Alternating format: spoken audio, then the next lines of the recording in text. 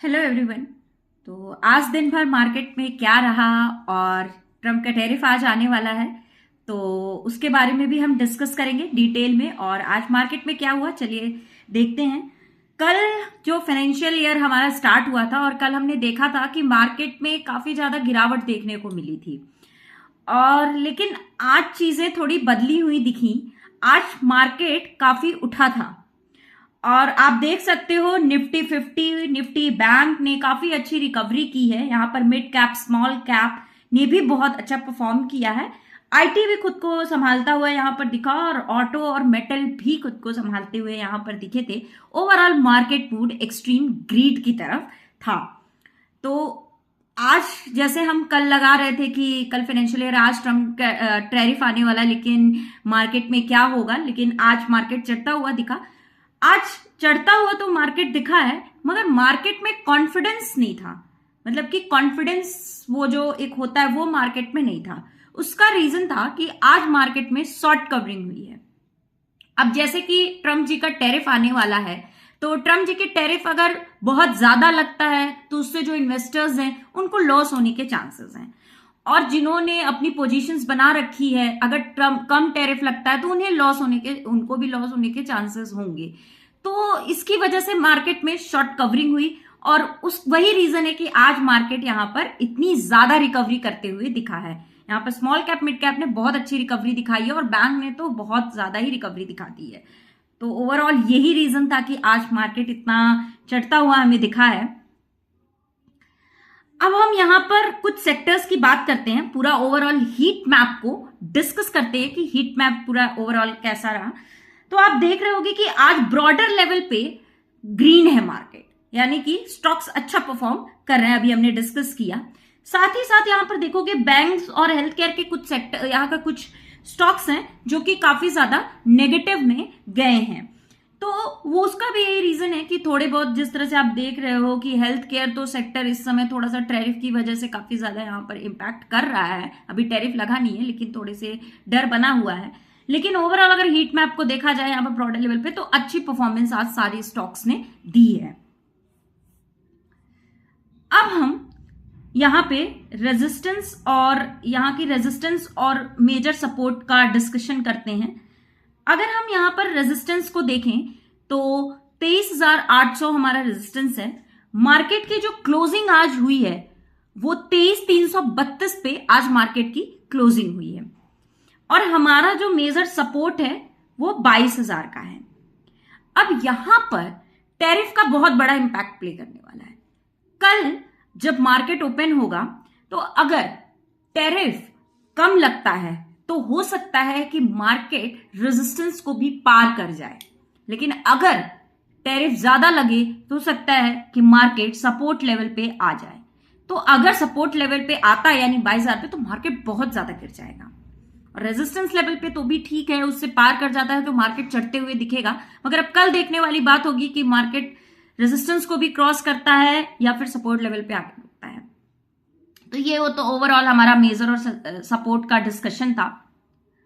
अब हम कुछ इंडाइसेस को डिटेल में डिस्कस करते हैं।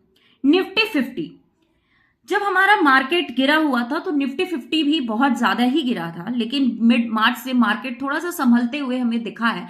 और मार्केट के संभलने की वजह से निफ्टी 50 ने बहुत अच्छी रिकवरी दी है।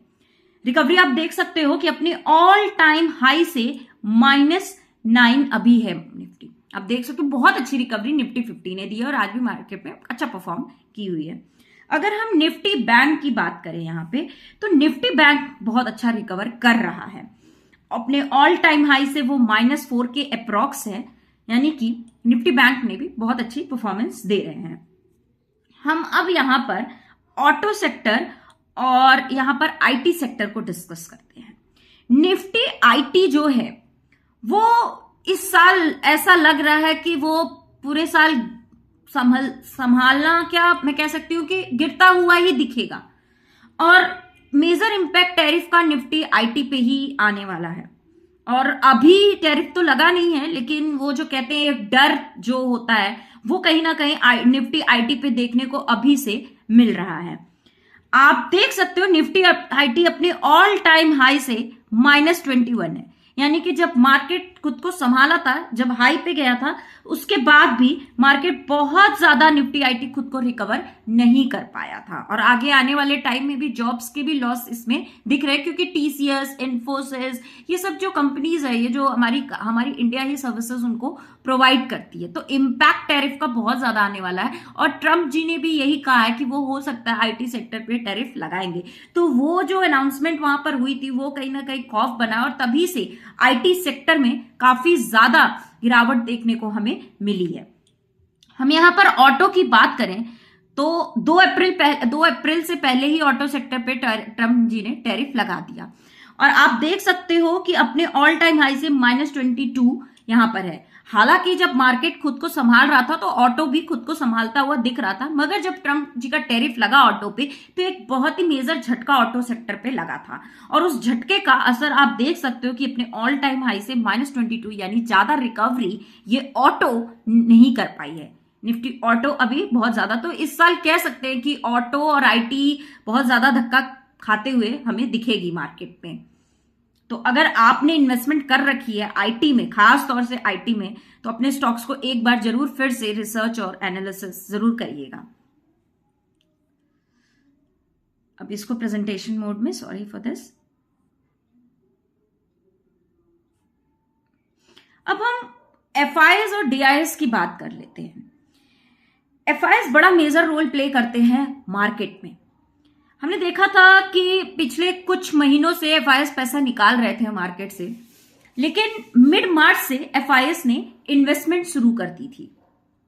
अब ये जो इन्होंने इन्वेस्टमेंट शुरू की है, अब इसमें हुआ ये है कि आप देख सकते हो कि मार्च में नेट परचेज और सेल्स की अगर हम बात करें एफआईएस की, तो बहुत ज्यादा आंकड़ा नहीं है। हालांकि जब उन्होंने मिड मार्च में इन्वेस्टमेंट की तो मार्केट बहुत ज्यादा संभलता हुआ खुद को दिखा था और मार्केट चढ़ा भी, लेकिन बहुत ज्यादा आंकड़ा नहीं था।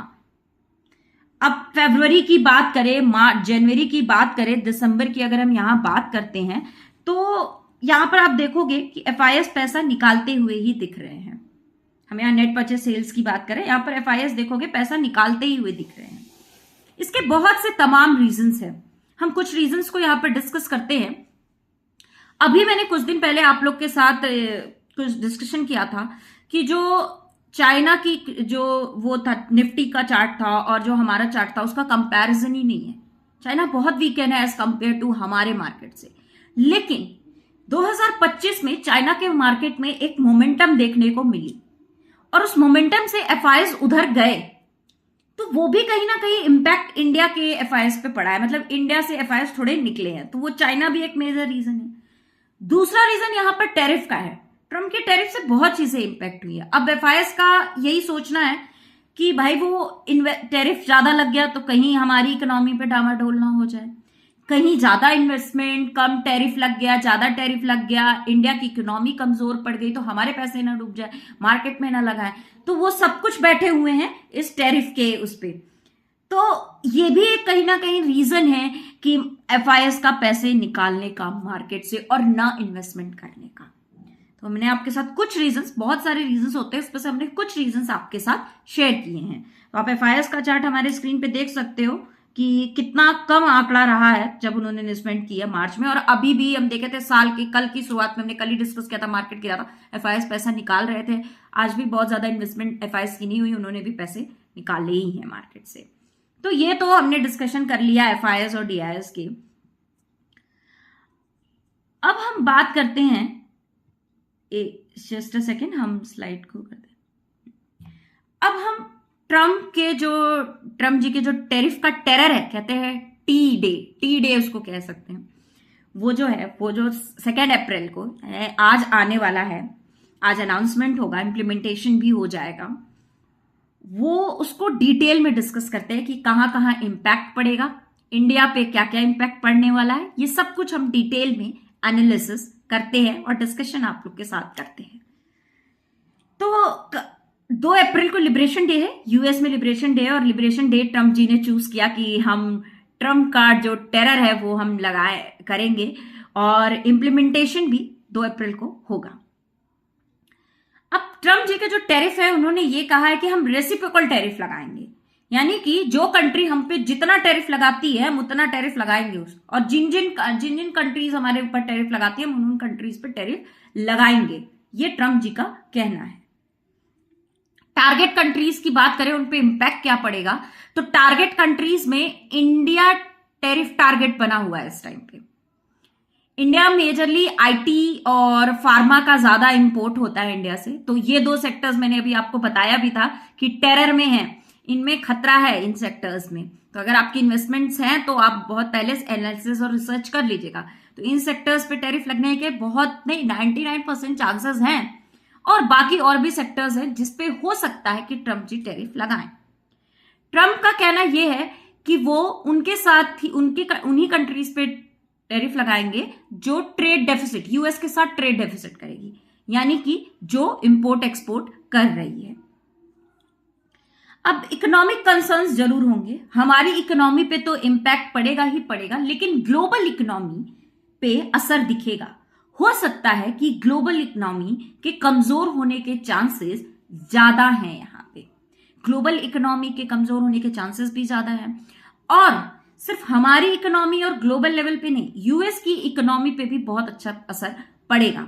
सिर्फ हमारे प्रोडक्ट्स ही नहीं, हमारे प्रोडक्ट्स पे ही नहीं असर पड़ेगा, वहां के भी प्रोडक्ट्स पे असर पड़ेगा, वहां की भी इकोनॉमी पे असर पड़ेगा। साथ ही साथ वहां की इकोनॉमी को संभलने में वक्त लगेगा। आज जो यूएस का मार्केट था वो भी थोड़ा डाउन ही था, बहुत अच्छा परफॉर्म नहीं कर रहा था। कल भी यूएस का मार्केट बहुत अच्छा परफॉर्म नहीं किया है, वहां पर भी ट्रम्प जी का जो टेरर है वो फैला हुआ है, यानी कि ट्रम्प के टैरिफ का वहां पर भी थोड़ा सा एक कहते हैं कि एक डर बना हुआ है, डर का माहौल बना हुआ है। वहां के भी मार्केट बहुत अच्छा, नेस्डेक नहीं अच्छा परफॉर्म कर रहे हैं। अब इकोनॉमिक कंसर्न में जॉब जाने का भी खतरा है। हमारे इंडिया में बेसिकली जॉब जाने के भी चांसेस हैं। अगर यहां से आईटी सेक्टर खास तौर से अगर यहां से काम ले लिया जाएगा और सारी जो हम, तो वहां पर तो जॉब्स मिल जाएंगी, लेकिन यहां पर दिक्कत होने के चांसेस हैं।